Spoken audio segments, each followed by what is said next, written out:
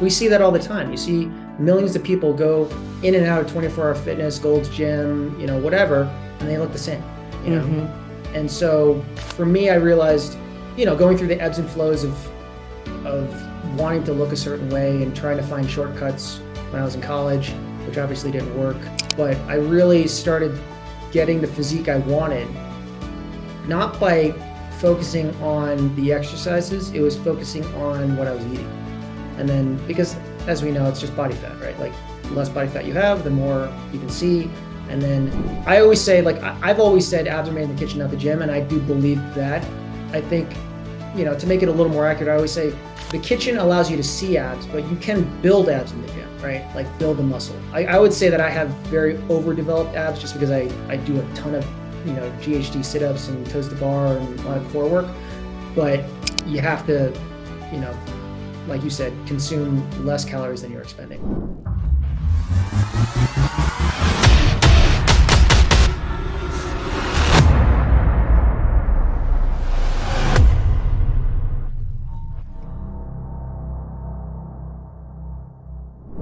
Hey there, it's Amberly, and I appreciate you tuning in to True Grit and Grace. I have somebody with a remarkable story of resilience on the show today, and we have actually been, I think it's been almost 2 years. We've been waiting to get him on the show.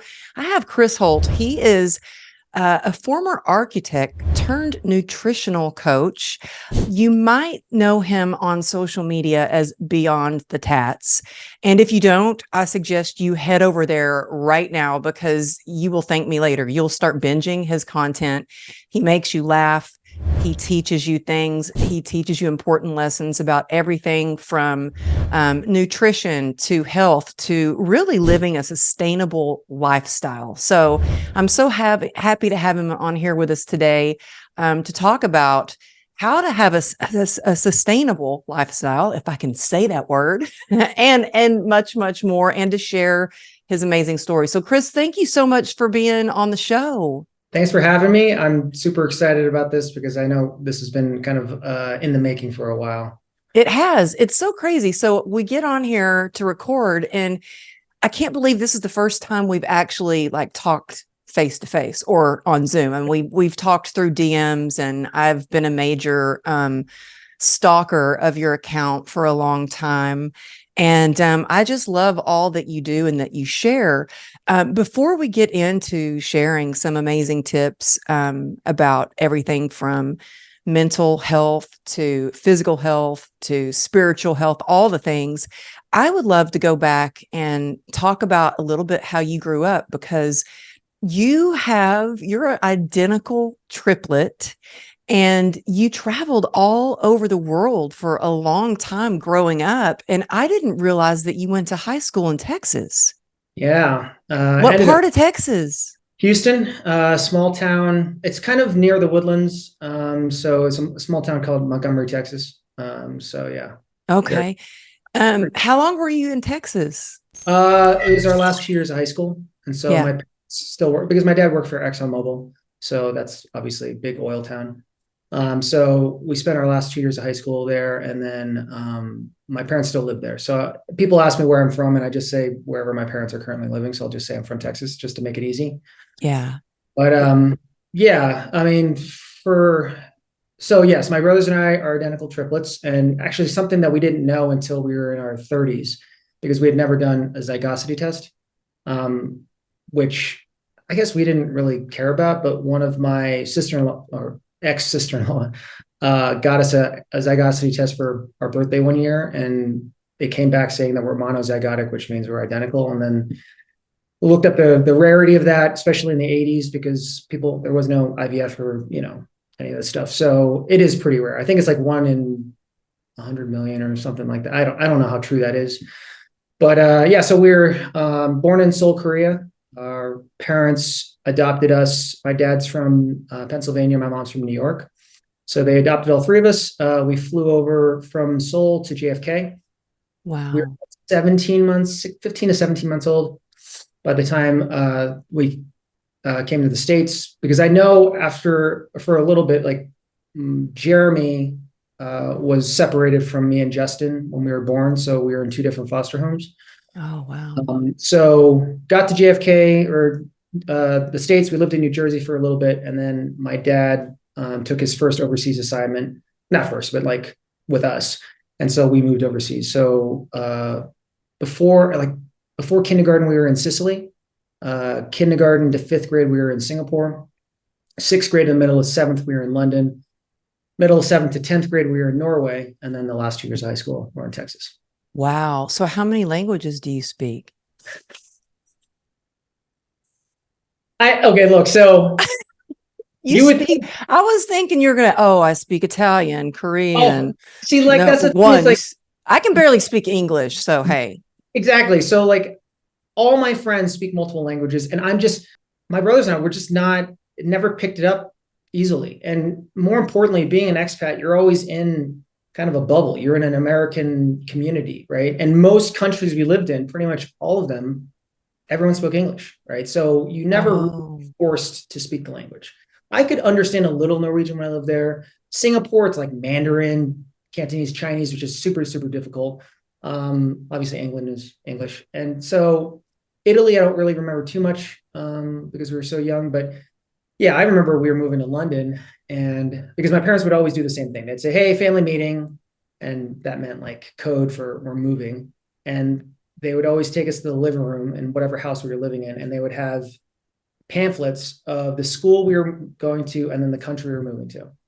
And that all sounds super exciting. But as a kid, it was problematic. In fact, we hated it. I mean, you move somewhere. It's not just moving to another state, right? You're moving to another country, culture, customs, language, climate, I mean, it's very jarring. So I just remember, when they said we were moving to London, I got excited because I thought, oh man, by the time we leave London, I'm going to have a British accent. It's going to be amazing.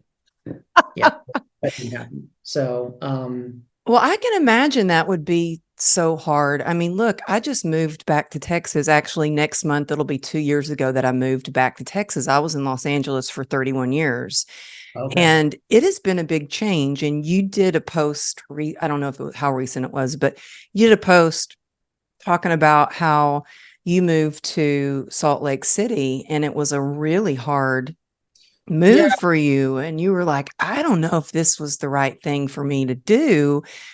And you just shared like what you were feeling and how hard it was and how being in nature really helped you. And I think that's what I miss about LA is I would really fill my cup. I would connect to my higher power, who I call God, in nature, in the mountains. If I was ever stressed or if I was anxious or sad or anything, I would just go for a hike. Even if I had a 45-minute break, I could literally drive 5 miles down the road, do a quick hike up and over and be back and just like feel better.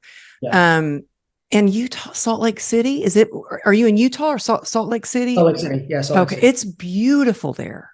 Yeah. I always say that if I could choose the mountains or the water, I would choose the water, but being like living in Miami for 17 years, I mean, dealing with hurricanes, it's just like, that's not my jam. And then if you want to get to the water on the West Coast, like California, I love California, but it's just so expensive and the taxes, these other things. So there's other factors there. So I said, well, the mountains, I feel like Salt Lake City is a diamond in the rough, which people are now kind of discovering. A lot of people have moved. One of my really good friends just moved there to open his business there.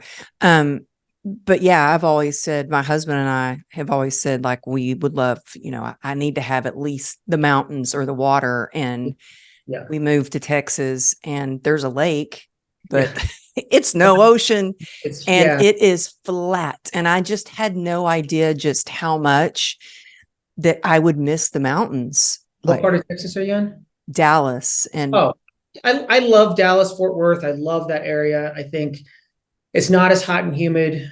Obviously it is, but not as much as like Houston. Yeah. It stays cooler a little longer. But what I like about Salt Lake is that it's 4 seasons. And so for me, I didn't realize how much weather affected my mood and mental state until I left Miami, moved to Salt Lake, and then left Salt Lake. And then I realized, whoa, Texas is not my jam. As much as I love, obviously, my friends and my family, um, there's nothing about the state itself that I'm like, yeah, this is awesome. Yeah. So, Yeah. I mean, I tell you what, it's not like this is the first year we're doing the holidays at my house. We've always celebrated. I've flown here and we go to my grandmother's and everybody's coming to our place for the holidays. And so it's that I love, that I get to see family. And there's so much opportunity here. Like there is oh no, so I mean, I think much. in terms of business, small business owners, there's no state tax. I mean, there's a lot of people are coming to, I mean, Austin, you look at every comedian that I follow, they're all in Austin, right? And it's just I think it's from a business standpoint, it makes a lot of sense. And I forgot that I moved, and then my accountant said, "Oh, by the way, you're going to have to start paying state tax because of Utah." I'm like, "Oh man." Yeah, those little things, right? But then there's other things that, like the property taxes here in Yeah, yeah. Texas are a lot more Oh than yeah, the houses. I mean, California. everything. Yeah, what you can get in Texas. Now, I mean, LA, you get like a studio apartment. It's Well, like, I look at what our house is in LA because we kept our house in LA, and I said, Hunt, we've thought about moving back when my daughter graduates. And I'm like, I don't know. After living in the house we're at now, because you can get so much more for your money house-wise, I'm like, it's going to be hard to move back to California and live in, like, we'll be empty nesters, but it's going to be a big change. But I'm going to love those mountains. oh yeah. What part of LA were you living in, or is your house? Calabasas, Woodland Hills, like right off of Topanga. Okay, okay. I was in LA 2 weekends ago. I was in downtown, and it's scary. Like downtown. Well, that's one of the reasons we left, because the homelessness has gotten out of control. I was walking around downtown in the middle of the day, and I was like, I feel very unsafe. And the And only, y'all, just if you aren't watching this on YouTube and you're listening, if you see him, like he looks like one tough mamma jamma. I mean, he's like tatted up all the way to like up his neck, around his ears, like big buff dude. Like you don't look like anybody would want to mess with you. well, that's the only thing that I kept on telling myself. I'm like, okay, I look the part, but I'm, not like that at all. So, um, I mean, last night I was watching Love Actually. I mean, like, I'm that kind of person. But yeah, LA was scary. It was really scary. And then I went out near like Orange County, Irvine. I went to Thousand Oaks, and I'm like, okay, I get it. I would live in these areas for sure. Yeah, yeah. LA is just, it just feels like a wasteland. I mean, Well, I love it here because it's so clean and yes, it's so safe. And yep, my daughter is thriving in school. And so next time you go visit your parents, you'll have to make a plan to absolutely, come on absolutely. out I to love Dallas. Oh my gosh, I love Dallas Fort Worth. My ex-fiance is from Cleburne, which is south of Fort Worth, very small town. So we would go to Fort Worth, Dallas all the time, and I was like, man, if I were to live in Texas, it would have to be there. I would never live in Houston. Or, I mean, I love Galveston, but like it's Galveston, and so Yeah. yeah. I mean, look, Yeah. it's a beach, it's water, but it's not pretty. Now, where do your brothers live? So there's like, I should kind of zoom out. There's technically 8 siblings in my family. So my dad had 2 sons when he was first married. My older 2 brothers, who, long story, I didn't know about them until I got to college, and that's a long story. But one of them lives here in Utah, so I became close with him when I moved out here. Then I have an older brother and sister, who are my dad's 2 kids from his second marriage. So my older sister is a partner at an immigration law firm in Miami. My older brother is a chief resident and professor at Yale University. So I'm close. Oh, my daughter goes to Yale. Oh yeah, so he's internal medicine. I So bet. Okay. What is his name? I'm going to ask her. yeah, Stephen Holt. Okay, because she is studying medicine. Oh, then she would most likely know who he is. Yeah, Okay. I can't wait to yeah, message her. he's a professor there as well. So, and then my triplet brothers, Justin lives in Montreal.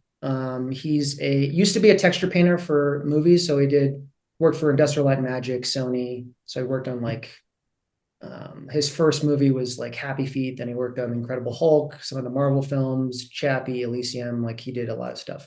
And then he left the movies because even though, the people that make these movies, they really don't make a lot of money. Now he runs textures for Epic International. So it's Epic Games that created Fortnite. So Wow. that, and then my brother Jeremy sibling. He's non-binary. I keep on messing that up. My sibling, Jeremy, he lives in New York and he's a comic book writer. So, Oh, wow. Lots of my younger success. sister, my younger sister is a teacher in San Antonio. So Wow. Wow. Well, so I want to get into a little bit of how you went from being an architect to a health coach. I mean, from what I understand, you were always into health and wellness. It sounds like we were a lot alike in drinking Ripped Fuel oh yeah. and looking at the magazines and all that. And it's like, oh, I don't do that anymore. But how long ago was your surgery? I want you to get into that, like when you found out Yeah. you needed surgery, and how long ago was that? My heart surgery was June 12th. So about 6 months ago. Wow, you made a miraculous transformation and that just shows your hard work, dedication, and muscle memory, because I saw you when you were in the hospital and afterwards, and how much weight did you lose? Uh, it was actually didn't lose a ton of weight. I lost like 15, 20 pounds. But that's a lot because you're like Yeah.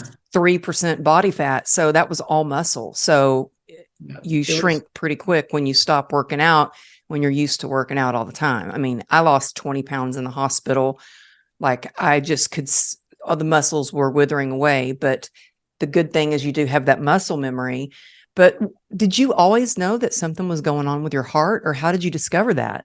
Yeah. So kind of, to kind of go from the beginning. So, I'd already always known that I had like a heart murmur. And I remember that as a young kid, and first it was misdiagnosed many times. First, they said it was a mitral valve prolapse, and then they said it was a bicuspid aortic valve, and all these things. And went back and forth. But eventually, they said it's a bicuspid aortic valve. So if you don't know, the aortic valve has three leaflets that open and close. I was born with technically two, or some people were born with like two of them kind of fused together. So there's basically an opening. So your heart is working overtime just to compensate for that. So what happens for most people like myself, and this is the most common congenital heart defect there is. Schwarzenegger had one, so what happened with my valve is that my body started to create calcification around the opening to close it. And then that creates stenosis and atrophy of the valve. And then eventually that will fail. So I was asymptomatic. So I had no symptoms. And my cardiologist said they said, look, we don't understand how you've sustained the level of exercise you have for 15 plus years, but somehow your body's figured it out, because from what we're looking at, your body's only getting about 60% of the normal oxygen and blood to your brain and body than a normal human. Wow. And I mean, y'all, he owned his own CrossFit gym. I mean, he's like, talk about insane, intense workouts. I mean, we're not talking about just little jog on the treadmill. You were like going hard. And so your body did adapt. It's amazing how the body can. Oh, yeah. Yeah. And so, but that was like, I've known about the heart stuff for a while, but, when I was younger, I was about 16 and I had my first lung collapse. And so then I had lung surgery. How did your lung collapse? So the physicians say that I was born, again, just a condition I was born with. They're called blebs, which doesn't sound very medical to me, or, it's just like blebs. They're basically, the way they described it, they're blisters on my lungs. If there's too much pressure in my chest cavity, then they rupture and then my lung collapses. So the first Could that still happen now? No. So based on the procedures they've done, they've tried to mitigate that. So the first one, I was 16. I was living in Norway, and they had to insert a chest tube. And in Oh, Norway, wow. they don't give you anesthesia.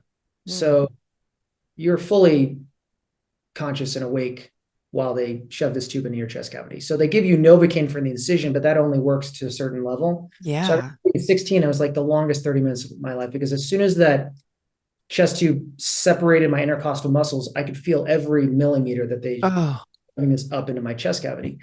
And that was terrible. So then they suck out the air, my lung reinflates, and it should heal itself. So that was the first procedure.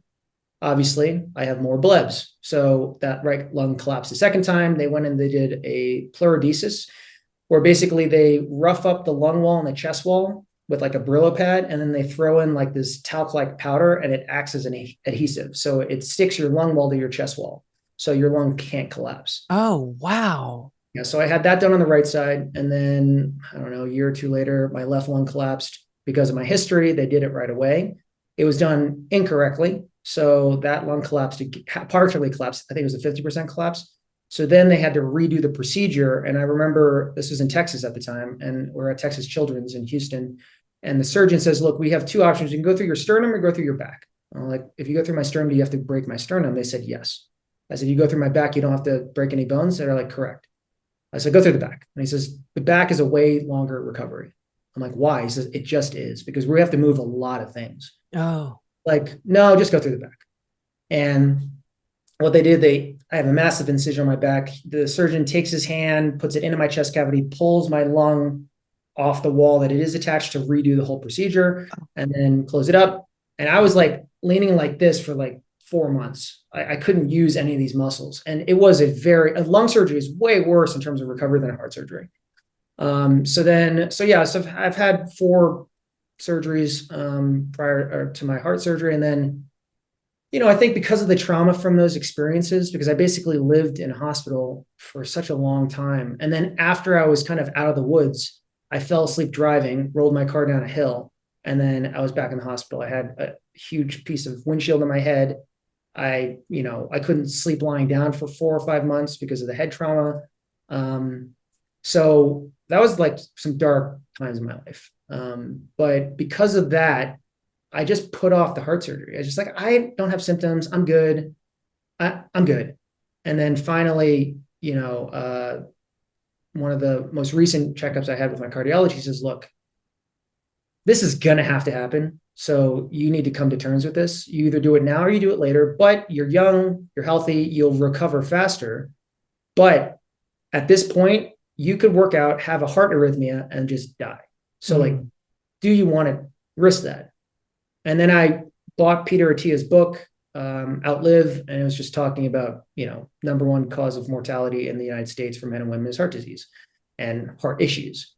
And it's just talking about longevity. And then I was reading a book called 4K Weeks, which is talking about your life in weeks. And, if you live to 80, you have roughly, you have 4,000 weeks of life. And so I have a calendar right here that maps out my life in weeks. So I can physically see on a calendar that I'm already more than halfway through my life. And the second half isn't guaranteed. So it makes me hyper conscious of like, how am I spending my time? And what am I need to be very intentional. oh, you know what? It's so interesting you're saying that, because just this morning, so I'm having a big event in Dallas in April. You should come. But I'd love to see you. But I just got a message from my event planner this morning, and I had not thought of it in this way. She's like, "Okay, we officially have 21 weeks until your event. And so you really have to think about every single podcast that you're putting out there, every single bit of information. Like, you've got that many." And when you look at your life in weeks, and then I had somebody else on the show, and they have something called 18 summers. And they talked about you only have 18 summers with your children before they're off. And who knows if they'll ever be back to hang out with you in the summer. Like 18, that's all you get. Mm-hmm. And so it really shifts your perspective. But wow, I love that you like looking at the amount of weeks that you have. And I think something else, I think this heart surgery changed a lot at how you started to go after things, because I haven't talked to you in a while. And when we first got on, I was like, Chris, you are blowing up. Like, I just see you doing things differently, and it's beautiful to see, like, you taking action. And there was even one post that you did where you were like, I have to be transparent with y'all. I keep it real here. And you were struggling like with some depression, and you got on there and you were like, and I really didn't even feel like making this video, but I'm all about keeping it real because so many people suffer in silence. Do you think that out of all your surgeries, this heart surgery really changed the way that you approach things in life? I would say 100%, because what I've realized is that in my life at this point, my brothers and I are going to be 41 next month. I always want to choose the harder thing. And I think opting to do the surgery, which was essentially an elective surgery, it wasn't like I needed it at the moment, that was the harder choice. And so after I got the valve replaced, and adjusting to a mechanical valve is a little jarring because I can hear the ticking all the time and it sounds like I swallow the clock and it's weird. Wow, you can actually like hear that all the time? If you watch some of my videos of me just talking, watch my stories if I'm talking, because on my videos I put music to it, because I put the music so you don't hear the ticking, because that can be very distracting. But everyone that I talk to on FaceTime or friends or see in person, like I just saw a friend in LA and we were just having dinner and she's sitting there in a restaurant and she's like, I can hear it. And I was like, what? I'm like, really? She's like, yeah. So yes. But Is that something that they said that you will eventually kind of get used to, or? That's what they said. Yeah. And I think to some degree, yes, I have kind of drowned it out. But in the beginning, I couldn't sleep. And then when Oh, I put wow. noise canceling headphones on, then the ticking goes up into the center of my head, and it sounds more like a chirp, like a smoke detector that needs a battery. Oh gosh. Yes, it's maddening. It's like, oh my God. But I'm like, that's a small price to pay to have a brand new valve, right? And the mechanical valve I went with over a biological valve, because biological valves need to be replaced every 10 to 15 years. And based on my age, I don't want to do this again.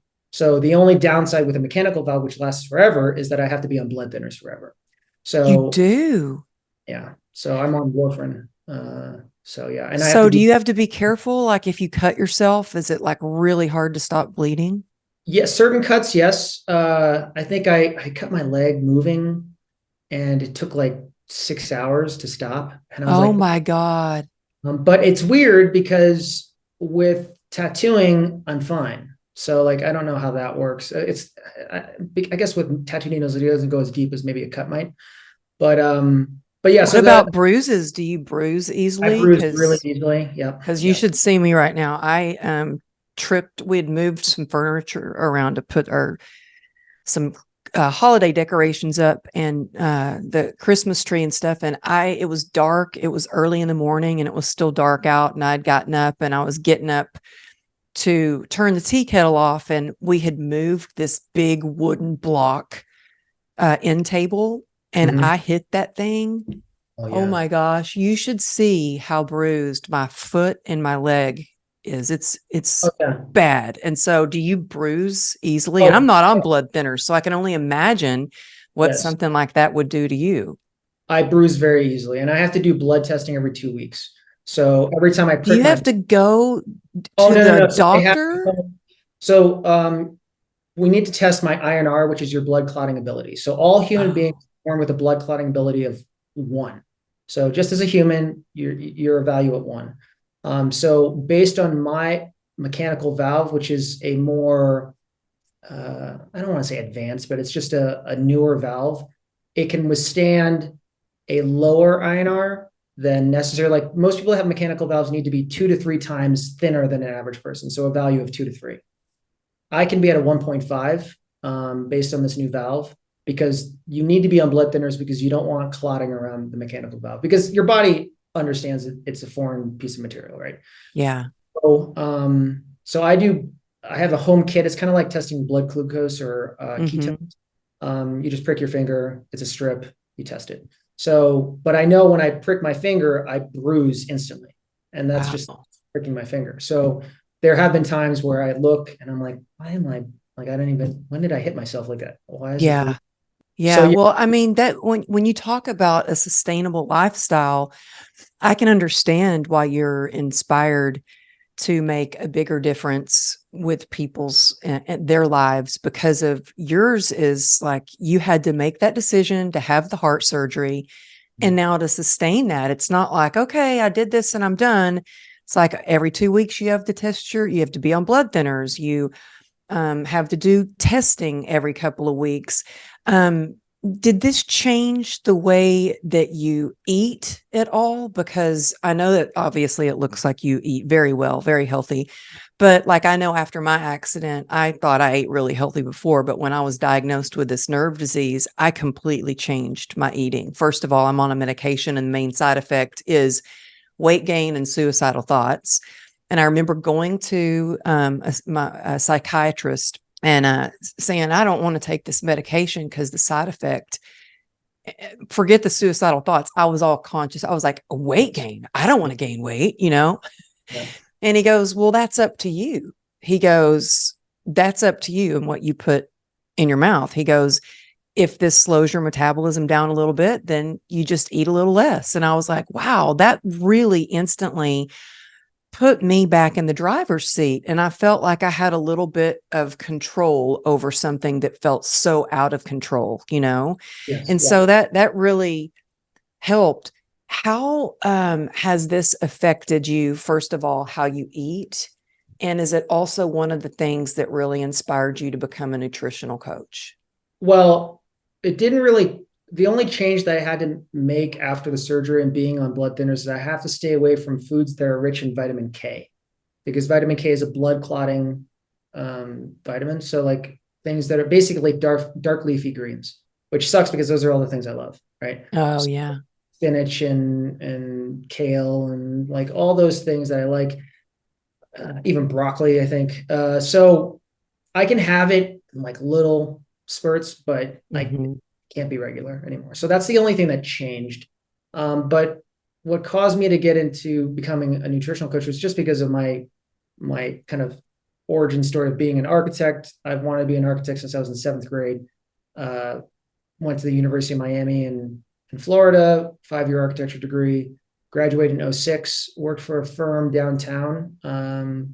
They're called Swanky Hayden Connell Architects. And this company, when I started with them in 2006, they had just turned 2006, 2007. They had just turned 100 years old as a company. So they'd been Wow. around a long time. They did the restoration for the Statue of Liberty. I mean, offices all over the world. They now no longer exist after 2008.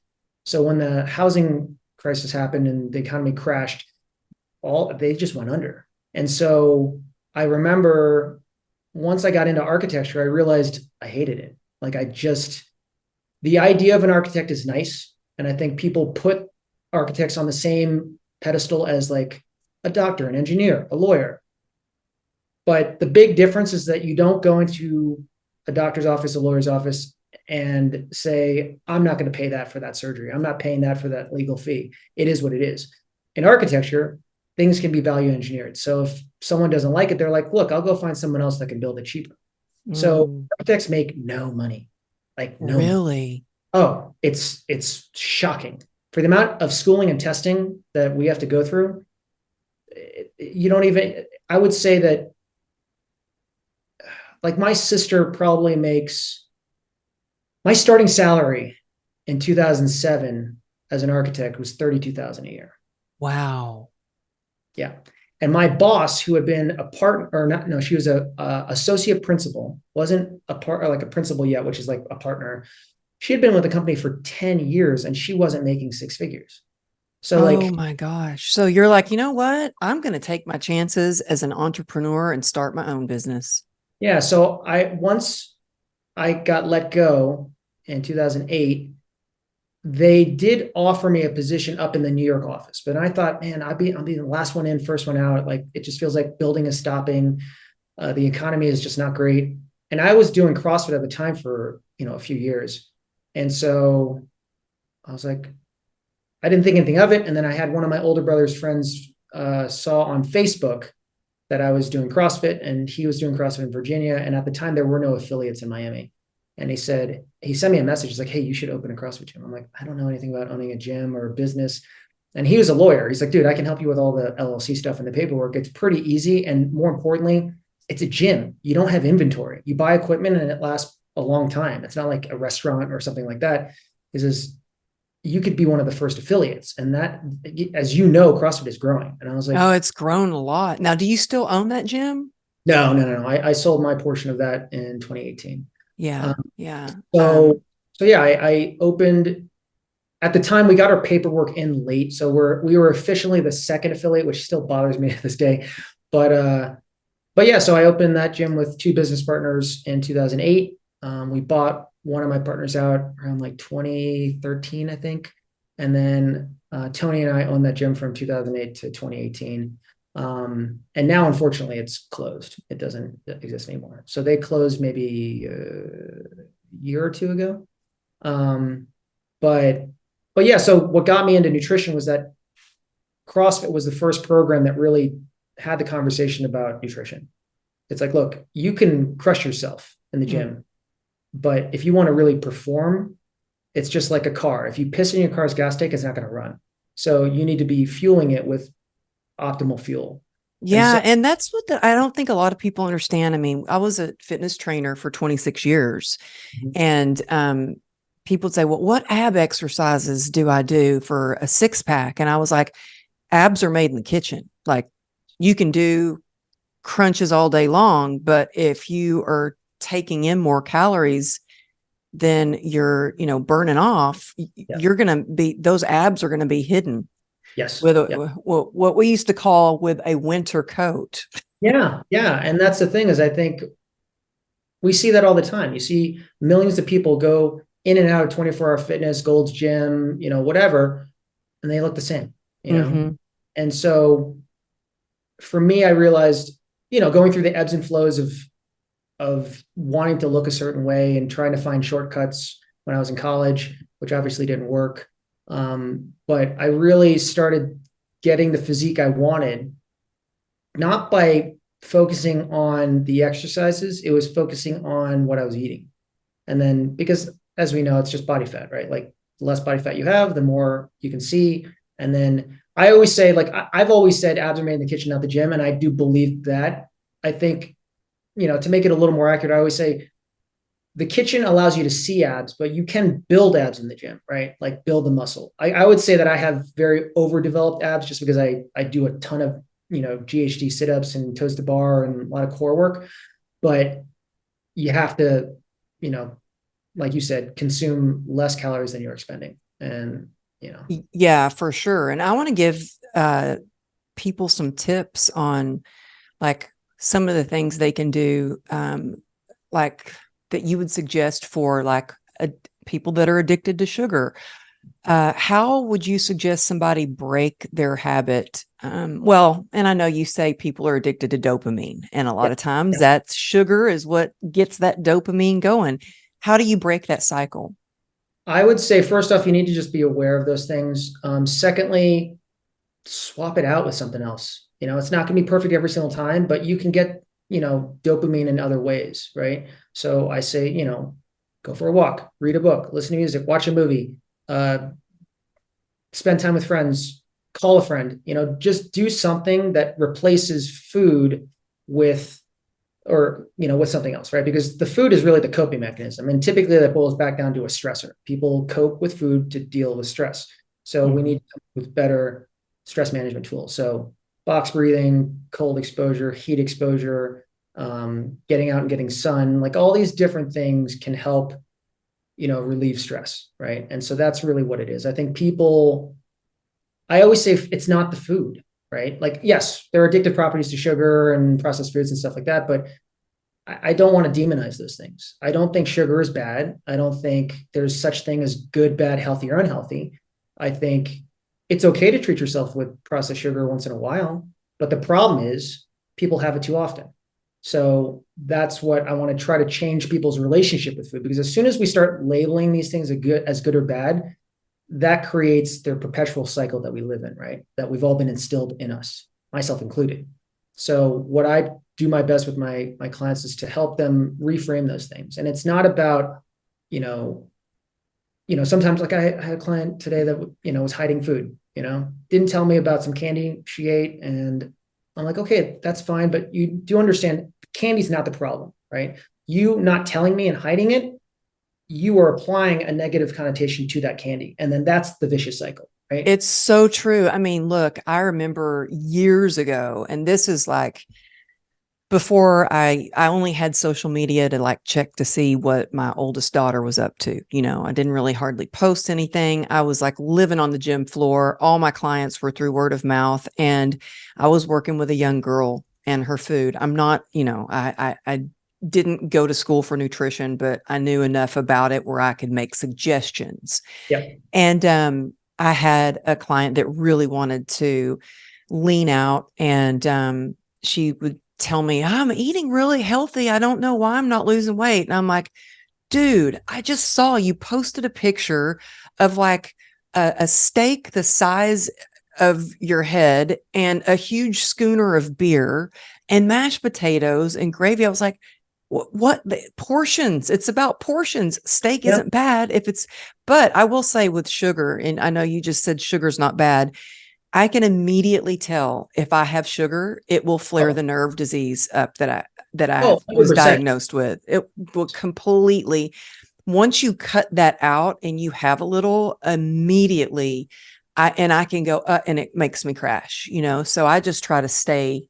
Well, I think cut out sugar for so long, processed sugar, you're hypersensitive to it, right? So like me, I was in a restaurant, I was going to treat myself with some sweet potato fries. So I remember taking one and I was like, oh my God, there's sugar all over this. Yeah. And I go to the waiter, I'm like, hey, there's sugar on this. And he's like, no, there's not. I said, I promise you there's sugar on here. He's like, why would they put sugar on fries? I said, that's, I don't know. You can tell when you haven't had sugar, you immediately can taste it. This waiter insisted. He's like, sir, there is no sugar on those fries. I said, okay, just humor me. Can you just ask the chef? And he comes back, he says, wow, I owe you an apology. He totally puts sugar on the fries. I was like, he says, why would he do that? I'm like, it's a salty, savory thing, or sweet, savory thing. Like, plus it's addictive. Like, like that's why food companies put it in food, right? Because it's not regulated. It has addictive properties. So they're about profit margins, their shareholders. Hey, if we can freely put this in here and it's not regulated, we make lots of money. And that's unfortunately the system we live in. So, well, what would you do to suggest for people to not overindulge, especially when they love those sugary fries? Like, what are some tips to not overindulge? I think you need to get to a point where you have control. I think that's the biggest thing, is that you need to go without it for a little bit to regulate and kind of reset everything. And then, get to a point where if you decide to treat yourself with food, it's a conscious choice you're making, and it's not an emotion or food making the choice for you, which is typically what happens, right? I get stressed, I eat this. Someone said something to me and it upset me, I ate this. I got in a fight with my spouse, my dog died, and it just there's always a reason, right? So I just suggest to people, look, you need to go without it for a while so that you can gain control. And then the goal here is to get to a point where you do reintroduce it. It's nothing about feelings of guilt. It's more like, oh, I don't feel good. That's the aha moment. It's like, oh, that hurt me enough. I just don't want to do that again for a while. But too often people have it so much. I always use the analogy of like soda drinkers. They don't realize how sweet it is because they have it every day, and you cut it out for 30 days and they reintroduce it. They can't finish a can. You're like, oh man, this is it tastes like syrup. I'm like, well, it is syrup, but like you wouldn't know that because you're so used to it. So you need to go without it for a while, but again, you get the withdrawal symptoms, right? And then that's the hard part because of the properties of these foods. Because look, let's look at it. You have coca leaves, you have poppy plants, you have wheat, and you have sugarcane. And those four raw substances, physically impossible to get addicted to those things. Like you can eat poppy plants all day, you just won't pass the drug test. You can eat coca leaves to numb your cheek and altitude sickness and all those things. You're not going to get addicted to coca leaves. You could chew on wheat, not going to taste very good. You can chew on sugarcane, it's not that sweet. As soon as you refine these down to a fine powder, eat them, ingest them, snort them, or drink them, they're highly, highly addictive. So that's the difference. It's like, look, it's not, it's just the form of it, right? It's so concentrated. So, helping people understand that is one thing, but again, applying it is just a completely different beast, because emotions and psychology and feelings are so closely linked to food, in all cultures. And I know that just, so that's why most people can't do it. It's just hard to do on your own without accountability. So is that one of the things that you offer is like accountability for your clients? Yeah, all our clients send 3 food pictures a day. So making you hyper conscious of your choices. We try to focus on 3 balanced meals in the beginning, avoid snacking, because snacking is ultimately what gets people into trouble. But as long as you're getting 3 balanced meals, meaning there's a source of protein, carbs, and fat from a whole food list, this is a good jumping off point. Now, nothing's set in stone. Everyone's so different. Everyone's starting places are different. Everyone's lifestyles are different. Activity levels are different. So it's just a jumping off point. So from there, we will dial in portions, dial in, timing of when you have your meals or whatever it is, but just keeping it 3 balanced meals a day is a great place to start. And then we kind of adjust course from there. And by focusing on real whole foods, you don't really need to weigh and measure food and track macros and count calories and stuff like that. Yeah, it's the quality of the food, that's one thing I really, really, really miss about California, because I used to shop at Whole Foods and Air One and Trader Joe's, and where I live, they don't have Air One out here, but the nearest market that's Whole Foods is like a 30-minute drive for me. And Trader Joe's. And so I get my insulated bags and make a trip to go so I can find, healthier foods than that's what right around where we live. And that's an excuse that I hear a lot from people, even from a close family member who I know their health would change drastically if they just ate whole foods. Like even if they had, I know you can't always get organic, but there are so many ways that you can order food. Do you suggest people, because I always just did all my shopping, but now I actually order food from like Thrive Market, and places like that. Do you find that's an excuse that you hear from people as well? I can't afford healthy food, or there's just no place to shop around me, because I feel like you can order it online, and yes, it's a little bit more expensive, but the amount of money we spend on other things, and our health is the most important thing we have. Without it, nothing else really matters. Yeah, I think there's 2 parts to this. I think, yes, that is one thing I always hear is that, eating healthy is expensive. And honestly, there are no legitimate studies showing that organic is better than non-organic, right? At this point, maybe 15 years ago, fine, but everything is marketed as organic. And yes, okay, free range, yes, you're going to see the color of the yolk be a little more darker and richer. Yes, there's more nutrients in those things, but there are no studies showing that buying regular eggs at, Winco or some, dumpy supermarket is going to affect you in a negative way. So I tell a lot of people, look, go to Walmart. Walmart has great produce. They have great meats. They have everything. Walmart does? Walmart. Yeah. Wow. Okay. So Walmart shoppers, let's go. Yeah. And you can even buy organic and free range and grass fed in Walmart if you want to go that route. But if you're on a budget, you don't even have to do that. Just get the regular ground beef, the ground chicken, get regular eggs. You can get almond milk there. You can get. You don't think that there's like hormones pumped into all that meat when it's like you're buying meat from Walmart and it's just a regular old package of meat? Like I said, it's yes, most likely. But for me, again, I haven't seen any studies showing long-term negative effects by doing that. But more importantly, if it's getting someone to just eat whole foods, I'd rather them do that. That's a starting point. Yeah. It's always going back to the lesser of the evils. I mean, do you want to just get regular ground beef from Walmart, or do you want to go eat Taco Bell. It's like, well, I'd rather you get regular beef from Walmart, you know? And then with regards to, I'm trying to remember that second part I wanted to say. Yeah, ordering food from different. yeah. I mean, honestly, I shop at Walmart. I go to different grocery stores. I don't always go to Whole Foods because it does, you know, Whole Foods is really expensive. Yeah, it's Um, nicknamed whole paycheck.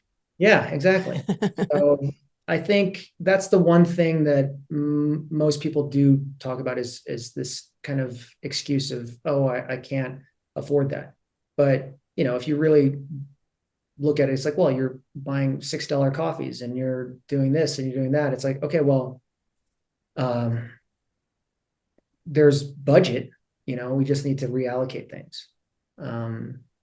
And yeah, I mean, but the tough part, I think, for most people is the, like I said, the accountability, because left to your own devices, you're going to do whatever you want, right? Like you're going to choose the easier route. You're going to choose the easier option, the more convenient option. And I think that all of us do that, myself included, you know? Oh my goodness. After my motorcycle accident, I started drinking every day to help numb out the pain. Mhm. And I got addicted. I became a full-blown alcoholic, and I tried to stop on my own, and I couldn't do it. I have a sponsor. I have sober sisters. I go to recovery meetings. It's the only way that I know how to stay sober, and it's that accountability. Yeah. And also it's the people that you hang around. Even, you know, if you're hanging out with somebody who's constantly eating fast food, before long, you're going to pick up a piece of, you know, that sugary French fry or the Yeah. pizza, or start drinking soda like before long. But if you're around somebody who eats healthy, and I think of food now like as fuel. Like I really look at it as Yeah. fuel, I mean, that's and what the teachers way like. it makes you feel. Yeah. Yeah.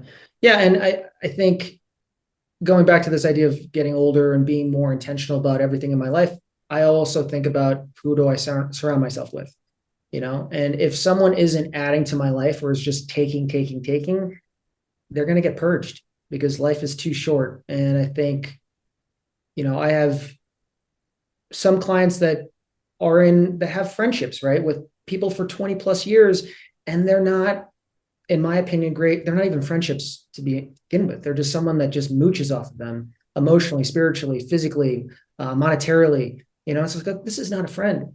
You know, I think, you know, and then that person creates guilt because it's like, oh, I feel bad. And it's like, look, life is too short to be doing this, right? You know, some people come into your life for reasons. I believe that, but it's really up to you to decide who you want, you know, that circle of people to be. Yeah. Because And I think that knowing your values Mhm. helps that really helps you to decide who, you know, if there's somebody that doesn't have the same values as you at all, it's you have to really look and evaluate that friendship, which is hard. Well, we are running out of time. I just want one more question for you. I know you've talked a lot about bouts of depression. I think that it's hard. There's a lot of people struggling right now, and they're suffering silently. They don't want to share that they are depressed, and I mean, I know for me, I've definitely, you know, been diagnosed with depression, and they wanted to put me on all these different kinds of antidepressants. And what really helped me get through that was moving my body. And I know that if I don't move, I start to get a little blue, especially like today is a rainy, cold day outside, and it kind of is gloomy. What are some things that you have done that help you when you have had depression, or you can feel yourself starting to sink down into like a little bit of sadness? What are some things that you could do that you do and that you could offer for others that might be struggling a little bit? Yeah. First and foremost, anyone that struggles with any type of mental illness, we all have hopefully have come to terms with the fact that it's not going away. This is something that's just not going to disappear one day. Doesn't matter how much therapy you do. It's chemical imbalances. It's just the way your brain and body is wired, trauma, like there's lots of different reasons. But for me, I never wanted to be dependent on pharmaceutical interventions. I believe that they are suitable for some people, and some people really do need them. But food is medicine, movement is medicine. So for me, it's getting movement. Even if it's just like walking, just go for a walk. Walking is low hanging fruit. It's a great way to burn fat. It's low intensity, low impact. Walk, get steps in. And then for me, obviously what I fuel my body with. I think that there are lots of studies showing how poor quality food can make mental illness feel worse. Mm-hmm. And then, I think things like meditation, breath work, just down to cold exposure. I think cold exposure is one of those things that I was like, oh, like, why is everyone cold plunging? Mm-hmm. And even heat exposure for longevity. The data's there. The studies have been done, but it's going back to choosing the harder thing, right? What's harder? Just staying in bed or getting up and getting a cold shower or jumping in a cold body of water? Do the harder thing, right? Because I've noticed my anxiety has dramatically decreased the more I do cold exposure. So it's also proving to yourself that you can do hard things and you can make a promise to yourself and stick with it. And there are a lot of people, even like for me, when I was stuck in the hospital bed, I mean, I couldn't even get up to walk. I was completely bedbound. And so I had a friend of mine that, bring me some dumbbells. I had the doctors install a pull-up bar over my hospital bed because I knew I could at least do some sort of movement, even though I was stuck in the bed. And that made me feel like I was moving in the right direction. But yeah, when you move, it releases those endorphins, which make you feel good. It combats pain. And so there are days when I'm like, I don't feel like going to the gym. I feel like laying on this couch and watching Netflix and checking out. There are so many days where and people think that I'm always motivated, and I don't believe in motivation. Motivation is this fallacy. I think there are more days where I don't feel motivated, but it's about consistency. And like I said, it goes back. It's so funny, Chris, just this morning, I did a post about this and I was like, yes, motivation can be a spark, but discipline is the fire. And it takes discipline. I completely agree. You have to and it's like everything that I said to help with mental health. You can't just do it once. And then that's like saying, oh, I did 10 sit-ups. Why don't I have abs? It's like, it doesn't work like that. You have to consistently do it day in and day out. Mm-hmm. So choosing the thing that you don't want to do, and honestly set yourself, that's how I get myself to do it, is that I always think, and it's kind of an elitist approach in my head where I'm like, you know what? I'm not just a faceless head in the crowd. I'm not just a number. I'm not a lemming. I am going to do something that most people aren't willing to do. And that's what sets me apart. I'm not special. I wasn't genetically gifted. I mean, look at all the health problems I was born with, but I choose to do the thing that most people aren't willing to do. And that's all it is. If you can do that, then honestly, consistency outworks motivation every single day of the week. So it sure does. It really does. And I mean, I think that's how, our podcast is top 1% podcast globally. And that's not because I'm the best podcaster. It's because I have been consistent. So it's that way, whether you're doing a podcast or whether it's with your workouts or your food. It's just staying consistent. And it's kind of like the marathon of life and sticking with it. Absolutely. Well, thank you so much for being on and sharing your story and all that you have overcome and continue to just rise above. What's the best way for people if they are like, okay, I'm ready to have some accountability. I am going to be open, share my food because I need some nutritional advice. Where's the best place for people to find you? It's just my handle. You can go to beyondthetats.com. You can go to Instagram or TikTok at beyondthetats. Because, I always say most people are always taking pictures of their food anyway. So it's like, look, your phone eats first. So why not just take advantage of something that you're kind of already doing? And then let's apply some structure to that. So you can definitely check out those platforms on that website. Well, thank you. Yeah, y'all definitely will want to watch some of his videos, because you said earlier that you follow a lot of comedians. I'm like, you could be a comedian. Someone said that to me, and I'm like, that would be terrifying to me. It'd be up in front, like, I don't know. And they said, well, that's part of it. Like, you'll get better at it. I said, I don't know. I think I'll just stick to my lip syncing reels or whatever. I don't know. Yeah. Did you know that lawyers and comedians usually, when tested, they've done tests, have the highest levels of testosterone? Really? Because it takes so much like courage and just Oh, yeah. drive. Well, I know that comedians are hyper intelligent. I mean, there's a level of intelligence that people don't really understand. And I mean, they're all very, very smart. And Oh, yeah. Yeah, for sure. But well, Chris, thank you so much for being on the show and sharing your wisdom. Thank you for all that you continue to do to help people live a sustainable life and a healthy life. And y'all, thank you for tuning in to True Grit and Grace. And you know what? I love when you share this. Take a screenshot, either if you're listening on Spotify, Apple, or maybe this is on YouTube, and just tag me at Amberly Lago Motivation and Chris at Beyond the Tats on Instagram. And when I see that, I always share it in my story. But thank you for tuning in. And it's because of you that we have a Top 1% podcast. So I appreciate you being here to listen. And Chris, thank you again for being on the show. thank you so much for having me. This was awesome. That hour went by really quickly. Yes, it did. I feel like I could talk to you all day. And thank y'all for tuning in. We will see you next week.